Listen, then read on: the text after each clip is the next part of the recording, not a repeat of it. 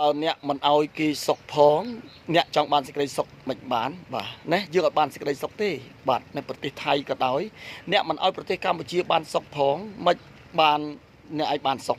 ណាត្រូវផ្ដល់ឲ្យប្រទេសជិតខាងបានសុខទើបយើងបានសុខហើយផ្ដល់ហ្នឹងគឺផ្ដល់យ៉ាងម៉េចបាទគឺកុំឆ្លៀនពៀនបោះកុំឆ្លៀនពៀនលើគេអញ្ចឹងដូចសហរដ្ឋអាមេរិកអញ្ចឹងបើចង់ឲ្យបានសុខតើតែខ្លួនឯងកុំឆ្លៀនពៀនគេហើយបើរាល់ថ្ងៃនឹងឆ្លៀនពៀនគេអញ្ចឹងបាទ2ទល់1វាយរងឥឡូវមិន2ទល់1ទេ1ទល់10បាទគឺថារងគឺខ្លាំងគួរសមដែរបើអាមេរិកបាទអត់មានដីវាយវិញអត់មានអ៊ីស្រាអែលចូលវិញអត់មានអ៊ីស្រាអែលជួយវិញខ្លួនឯងតឯងហ្នឹងក៏ចាក់បោះអ៊ីរ៉ង់ហើយប៉ុន្តែក៏ទក់សាច់របស់អាមេរិកនិងអ៊ីស្រាអែលបាត់អ៊ីរ៉ង់បាទបន្តទៅមុខរួចទេប៉ុន្តែក្រោយពីការដូររបបហ្នឹងបងប្អូនចាំមើលទៅបើអត់ផ្ដល់សេចក្តីសុខឲ្យគេទេមិនបានសុខទេអាមេរិកខ្ញុំថានឹងមាន